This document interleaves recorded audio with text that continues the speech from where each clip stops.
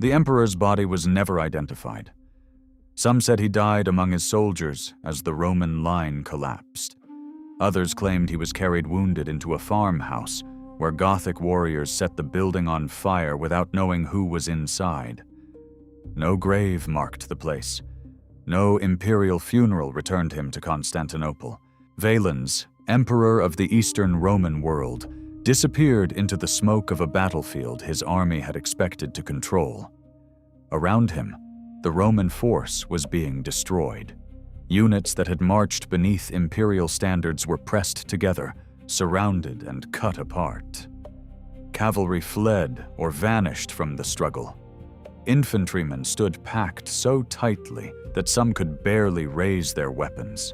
Dust, heat, arrows, spears, shouting, and panic erased the order on which Roman warfare depended. By nightfall, the emperor was dead. Much of his army was gone, and the Roman Empire had suffered its worst battlefield disaster in generations.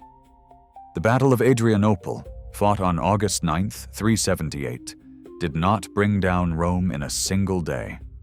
The Eastern Empire survived. Constantinople remained secure. Roman armies would recover, recruit, reorganize, and continue fighting for centuries. The Western Empire would not disappear for almost another 100 years. But Adrianople shattered something less visible and equally important. It shattered the belief that Rome could always control the peoples it admitted, threaten, negotiate with, or drove across its frontiers. It exposed the danger of corruption inside the imperial system. It revealed the cost of political rivalry between emperors, and it showed that a mobile coalition fighting for survival could destroy an imperial army led by the emperor himself. Rome had lost battles before. At Adrianople, it lost certainty. Our main narrative comes from Ammianus Marcellinus, a former Roman soldier and historian whose surviving work ends with the catastrophe.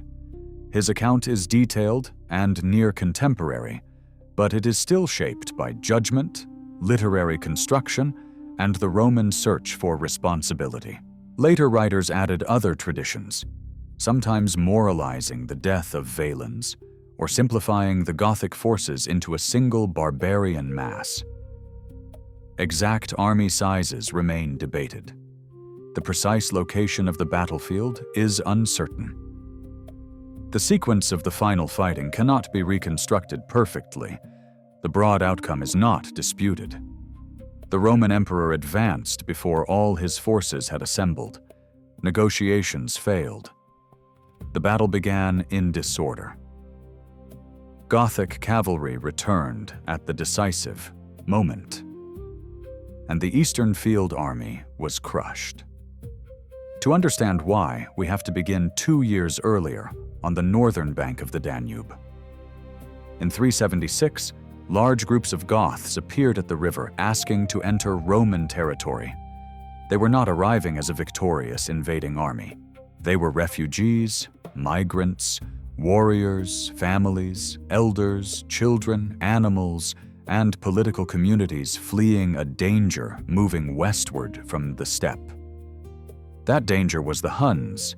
The exact origins and early organization of the Huns remain debated, but their arrival disrupted the political world north of the Black Sea. They attacked or displaced groups including the Greutungi and pressured the Thervingi, two Gothic groupings identified in Roman sources. Some Gothic leaders resisted, others sought safety. The Danube, guarded by Roman forces, offered a possible escape. Rome had faced movements across its frontiers before. The empire frequently admitted outsiders. Individuals and groups could be settled on Roman land, recruited into the army, taxed, converted into agricultural labor, or placed under treaty obligations. The frontier was not a sealed wall dividing Romans from barbarians. It was a managed zone of trade, diplomacy, violence, migration, and recruitment. Admitting the Goths could benefit the empire. They could provide soldiers, they could cultivate underused land, They could strengthen frontier provinces, and they could be controlled through Roman administration. Emperor Valens granted permission for the followers of the Gothic leader Fritigern to cross the Danube. Roman boats carried people into imperial territory. The movement was immense and difficult to supervise. Ancient writers give enormous numbers that cannot be trusted as exact totals, but there were clearly many thousands of people. The empire had accepted responsibility for them. Then its officials turned the crisis into a catastrophe. The Goths were supposed to surrender weapons, receive food, and be settled under controlled conditions. Instead, Roman administration failed at nearly every stage. Local commanders and officials exploited the newcomers. Supplies were inadequate or deliberately withheld. Food was sold at extortionate prices. Ammianus describes desperate Goths exchanging possessions and even children for dog meat. Whether every dramatic detail occurred exactly as written, the wider abuse is credible and central to the story. The refugees were hungry. The Roman officials responsible for feeding them saw profit. A manageable settlement became an armed population trapped inside the empire with no reason to trust Roman promises. Before we continue, consider subscribing to Ashes of Empire. It helps this channel grow and helps us keep improving the quality of these forgotten war documentaries. Two Roman officials, Lupicinus and Maximus, became symbols of the failure.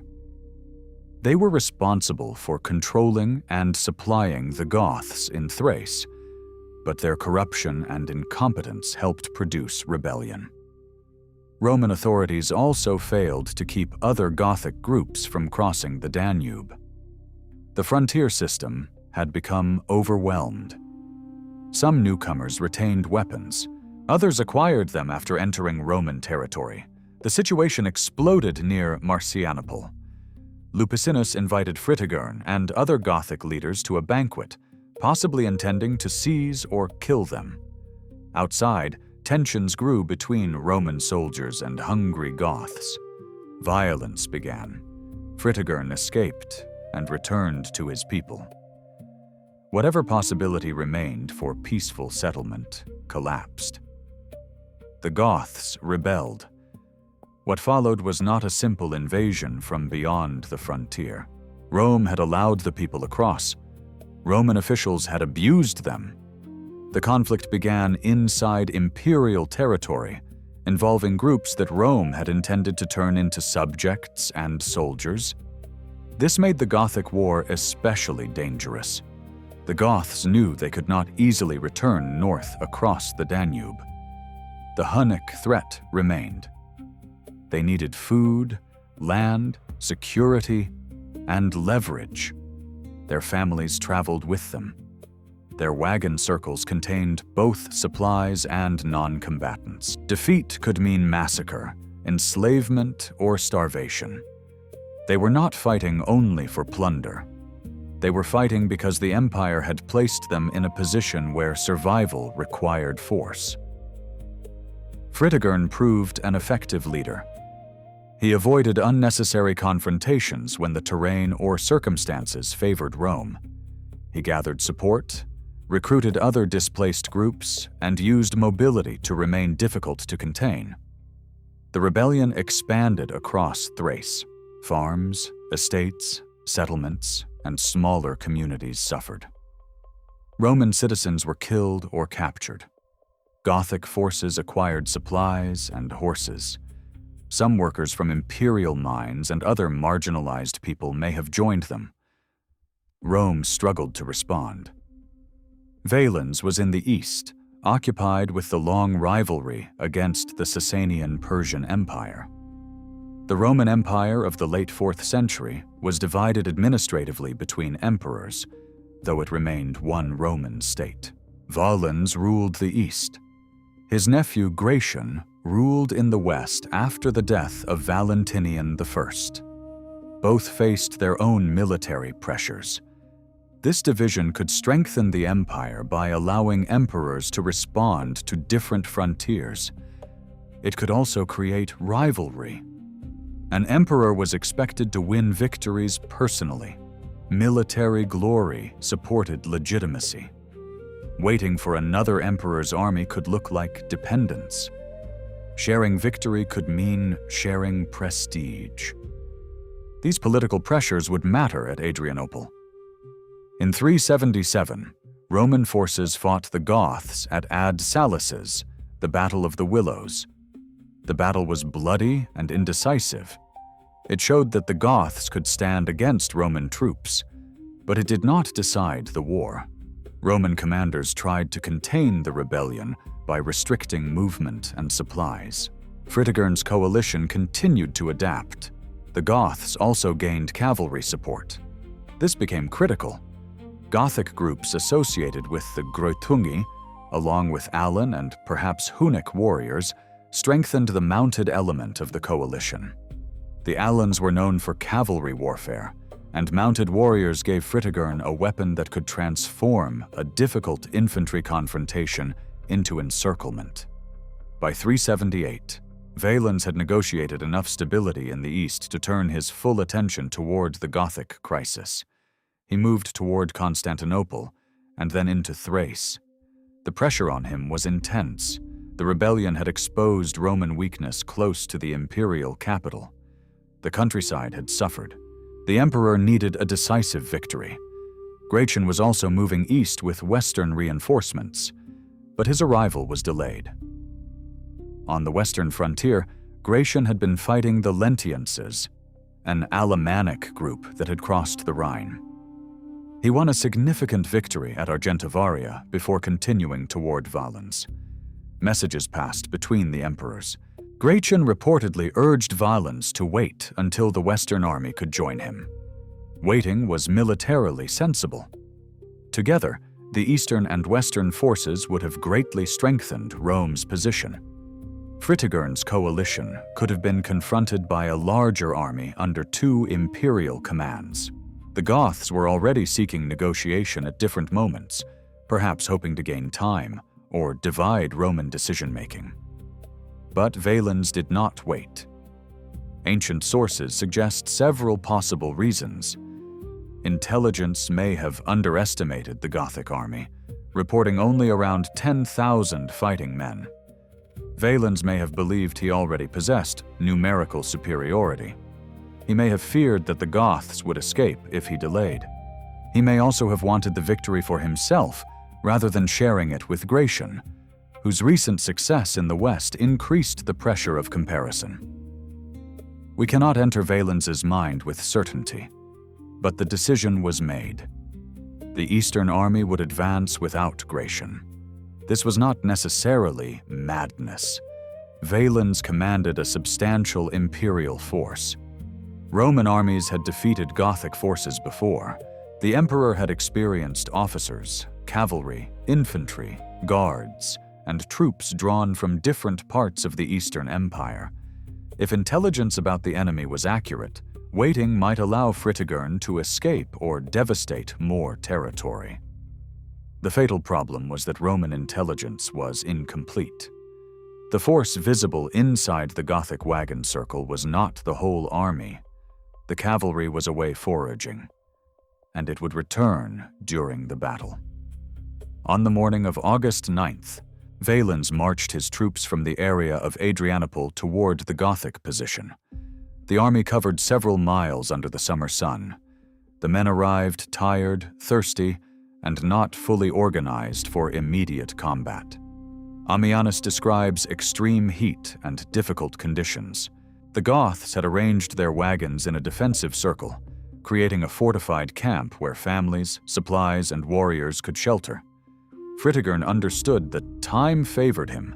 His cavalry had not yet returned. He needed to delay the Romans. Negotiations began. Messages passed. Fritigern may have offered peace or demanded land. He may also have ordered fires lit in the dry grass, sending smoke and heat toward the Roman ranks. Whether negotiation was sincere, tactical, or both is difficult to know. Fritigern needed a settlement that protected his people, but he also needed his mounted forces back on the field. Valens faced a dangerous pause. His soldiers were standing in formation after a hard march. The enemy remained behind wagons. The Roman line was still deploying. Commanders waited for instructions, while diplomats moved between armies. Discipline in such moments is fragile. An army prepared to fight cannot remain indefinitely between peace and battle. Then parts of the Roman force attacked without a coordinated order. A cavalry unit and light troops advanced toward the Gothic position, possibly acting prematurely. The negotiations collapsed. Other Roman units were pulled into the fighting before the entire army had formed properly. The battle had begun on the worst possible terms.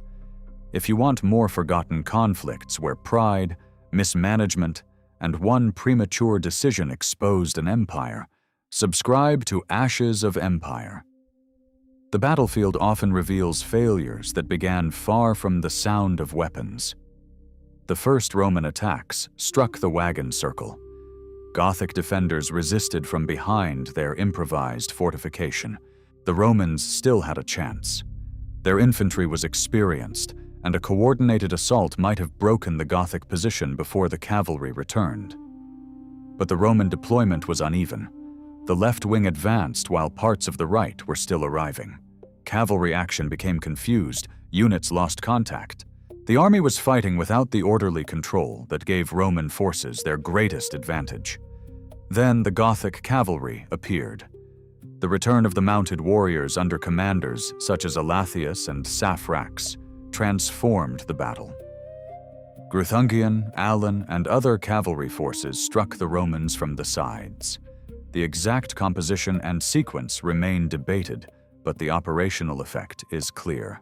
Valens had engaged the enemy believing its principal strength was in front of him. Now a powerful mobile force arrived against his exposed army. Roman cavalry could not contain it. Some imperial cavalry units fled or were driven away. Their withdrawal exposed the infantry. The Roman foot soldiers, already attacking the wagon circle, found themselves pressured from multiple directions. Instead of advancing as a controlled line, they were compressed into a dense mass. Ammianus describes men packed so closely that they could barely use their weapons. Dust obscured vision. Arrows and missiles fell. The Goths attacked with swords and spears. Roman units tried to maintain formation, but formation without space became entrapment. The field grew crowded with bodies. The heat and exhaustion of the march now mattered. Soldiers who had arrived tired were forced into a prolonged struggle. Commanders could not easily transmit orders.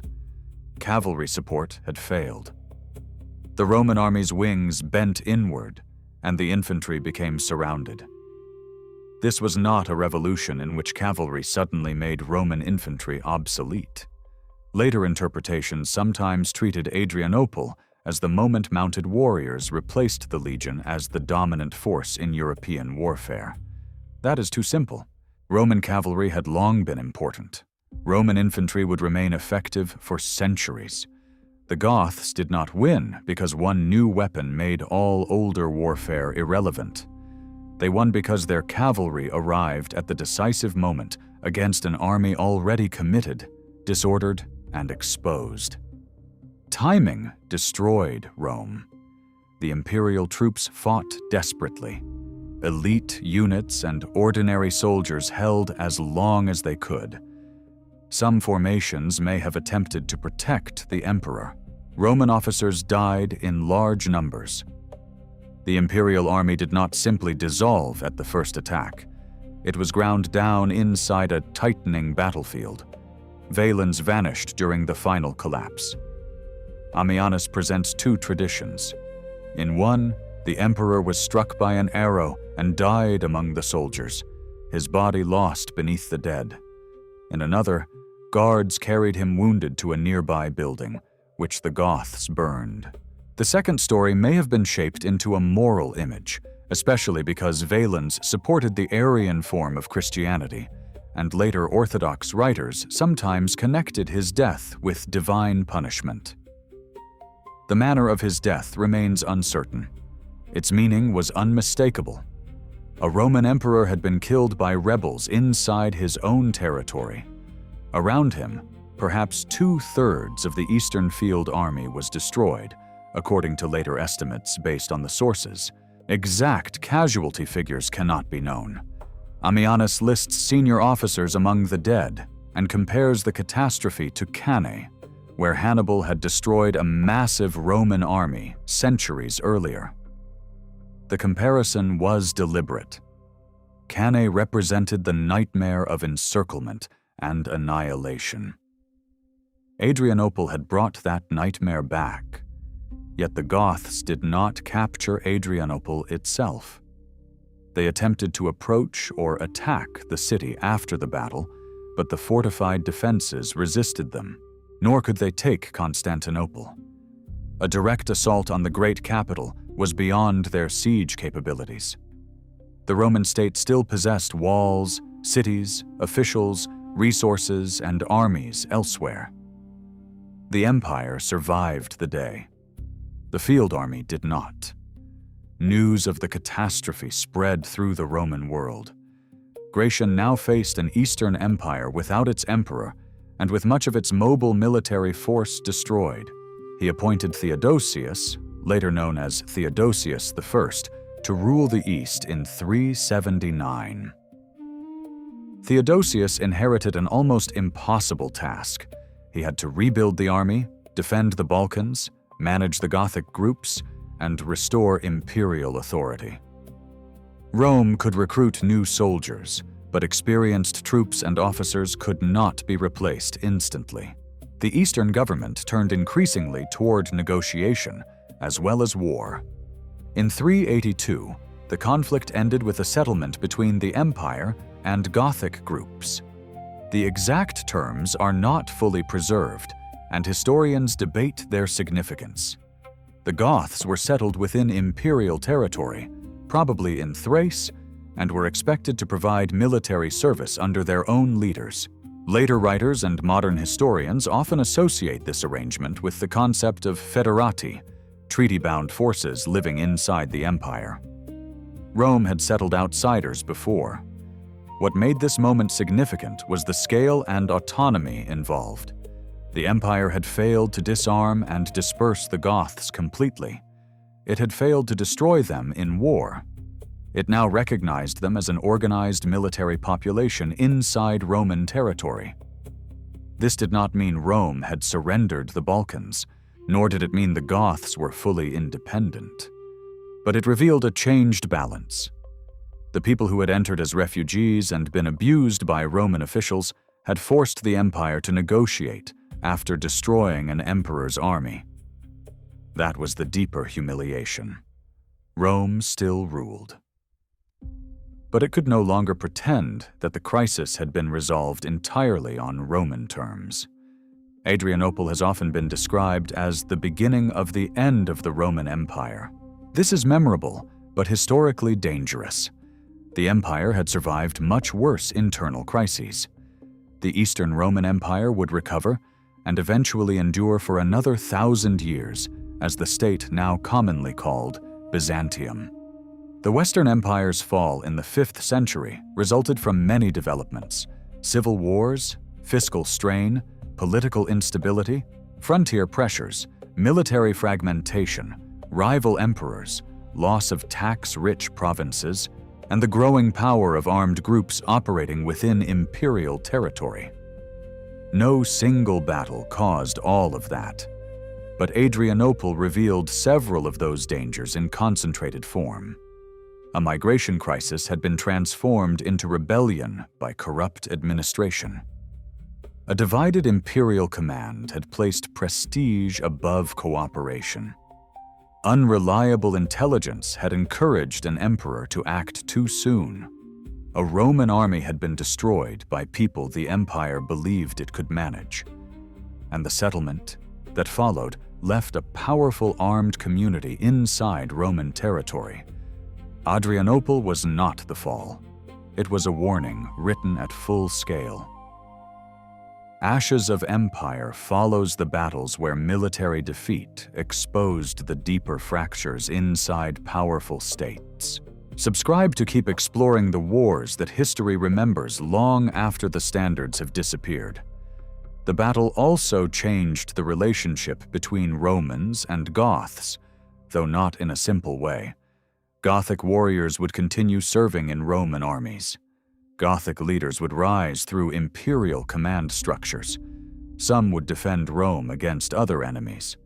Others would use military power to negotiate for land, titles, and influence. The division between Roman and barbarian was never absolute. Men could cross it through service, citizenship, marriage, conversion, and office. Arminius had served Rome before destroying Varus at Teutoburg. The Goths of Adrianople had entered Rome asking for protection before rebelling against it. Later, Gothic leaders would again operate both inside and against the empire. This fluid frontier world became increasingly important in the 5th century. Among the Gothic generation, shaped by the aftermath of Adrianople, was Alaric, who later led his followers through repeated struggles with the Roman government. In 410, his forces sacked the city of Rome. It would be misleading to draw a perfectly straight line from Fritigern to Alaric.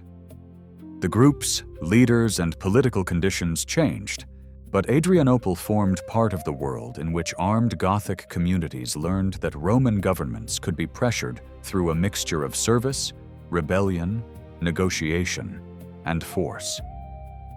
Rome needed their soldiers. It feared their independence. That contradiction would not disappear. The battle also damaged the image of imperial command. Roman emperors had died violently before. Some had fallen in battle. Decius had died fighting Goths in the 3rd century. Julian had been killed during his Persian campaign. But Valens's death occurred inside Roman territory during a conflict created by imperial mismanagement. He had not fallen conquering a foreign kingdom. He had died trying to suppress refugees his own officials had driven into revolt. That made the defeat harder to transform into glory. Valens himself became a convenient target. Later narratives criticized his impatience, jealousy, religious policy, and poor judgment. Some of that criticism is justified. He chose to fight without Gratian. He relied on incomplete intelligence. His army entered battle in disorder, but blaming Valens alone would hide the larger failure. The crisis began before he reached Adrianople. It began at the Danube, when the Roman state admitted desperate people without building a system capable of feeding and settling them. It grew when officials treated hunger as an opportunity for private profit. It became war when military authority tried to solve abuse through coercion and betrayal. By the time Valens marched, the empire was fighting the consequences of its own decisions. The Goths were also not a unified nation, moving under one permanent identity. Fritigern led a coalition shaped by necessity. Thervingi, Greutungi, Alans, Huns, escaped workers, and others may have participated at different stages. Their alliance worked because Rome gave them a common enemy and because survival required cooperation. After victory, unity remained difficult. Different leaders had different ambitions. Some sought settlement, others continued raiding. The coalition's success did not produce a Gothic empire in Thrace. What it produced was leverage. That distinction matters. Adrianople did not replace Roman rule with Gothic rule. It forced Roman rule to adapt. The military consequences were severe, but not absolute. Rome did not abandon heavy infantry. Cavalry did not instantly become the only decisive arm. The Eastern army was rebuilt. Roman forces later defeated Gothic enemies in other battles. The empire still possessed enormous resources compared with any single migrating coalition. The true lesson was about systems. The Roman army was strongest when intelligence, logistics, discipline, command, and political coordination worked together. At Adrianople, each had failed. The size of the empire became less useful because its western reinforcements had not arrived. The experience of its troops became less useful because they deployed badly. The prestige of the emperor became dangerous because it encouraged a battle before the strategic situation was ready. The Goths needed only one afternoon when Roman strengths could not combine. They found it. The scale of the loss can be measured not only in dead soldiers, but in the space that opened afterward. Thrace lay exposed. The Eastern government had to recruit urgently. Frontier forces had to be moved. New taxes and pressures supported military recovery. The emperor who replaced Valens needed years of fighting and negotiation before a settlement became possible. Every soldier lost at Adrianople represented training, equipment, salary, experience, and a place in the defensive system. An army is more than a number. It is accumulated time. Rome lost years of military capacity in a single day. That is why Ammianus reached back to Cannae. Roman history carried a catalogue of disasters, but many belonged to the distant republic. The imperial state preferred to see itself as the force that absorbed defeat, adapted, and returned stronger. Adrianople reminded the late Roman world that annihilation was still possible. The empire had not become weaker than every enemy. It had become vulnerable to its own complexity.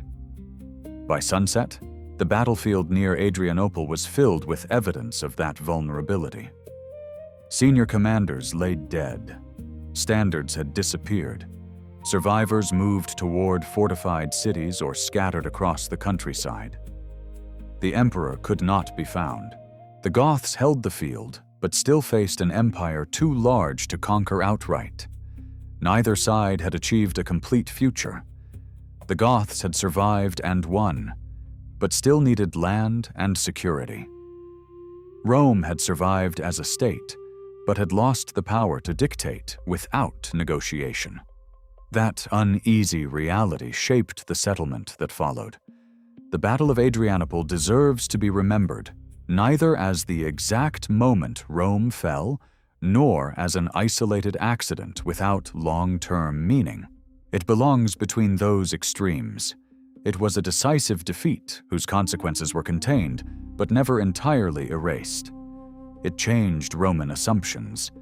It strengthened armed outsiders within the imperial system. It accelerated military and political adaptations. It entered the memory of the empire as proof that an emperor and his army could vanish in one catastrophic encounter. Most of all, it exposed the distance between Rome's image and Rome's condition. The empire still looked invincible from the outside. Its cities were immense. Its emperors commanded from palaces. Its laws reached across continents. Its armies guarded rivers, deserts, mountains, and roads from Britain to Egypt. But at the Danube, hungry refugees had been sold scraps by corrupt officials. In Thrace, those refugees had become an army. Near Adrianople, that army destroyed the emperor sent to control it. Rome's image survived the battle. Its innocence did not. The defeat did not end the Roman world. The Eastern Empire would rise again. Constantinople would grow into the center of a renewed imperial civilization. Roman armies would fight Persians, Huns, Goths, Arabs, Slavs, and Turks across the centuries ahead. But after Adrianople, invincibility became harder to believe. The emperor had marched beneath the summer sun, expecting to finish a rebellion before his rival could share the glory. His troops arrived tired. His intelligence was wrong. His cavalry failed. His infantry was trapped. His body disappeared. And around him, the people Rome had admitted, starved, exploited, and tried to command, fought with the desperation of those who had nowhere else to go. On August 9th, 378, Rome did not fall. It was forced to see itself clearly, not as an eternal power standing above history, but as an empire that could still be broken when arrogance, corruption, and impatience entered battle before wisdom arrived.